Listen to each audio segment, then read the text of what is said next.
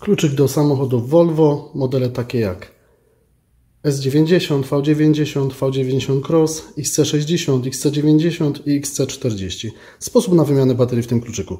Aby dostać się do bateryjki, musimy tutaj przesunąć tą dźwignię i cofamy ten plastik jakby od siebie. Następnie, jak już mamy tutaj, tu jest m.in. grot, jak już mamy tutaj ten plastik zdjęty, tutaj jest taka następna dźwignia, musimy ją przesunąć i drugi plastik ciągniemy również do siebie, czyli w ten sposób. Pokażę to jeszcze raz. Przesuwamy tą dźwignię tutaj. Jak jest przesunięta, to przesuwamy plastik od siebie.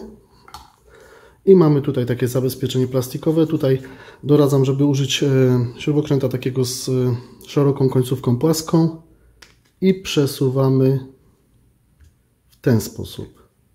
W tą stronę. Tutaj jest pokazane open. Dobrze jest użyć jakiejś igły lub czegoś płaskiego, aby podważyć ten plastik. I dostajemy się do baterii. Bateria to standardowa 2032. Wyjmujemy ją w ten sposób.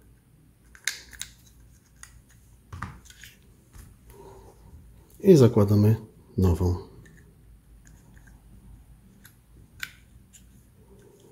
Następnie zakładamy to zabezpieczenie przeciwwilgociowe. Obracamy plastik. Zakładamy, tą stronę, tak. Czyli robimy wszystko w odwrotnym kierunku niż wcześniej.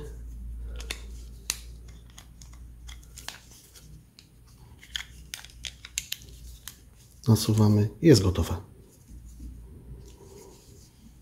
Także tak wygląda wymiana baterii w tym kluczyku.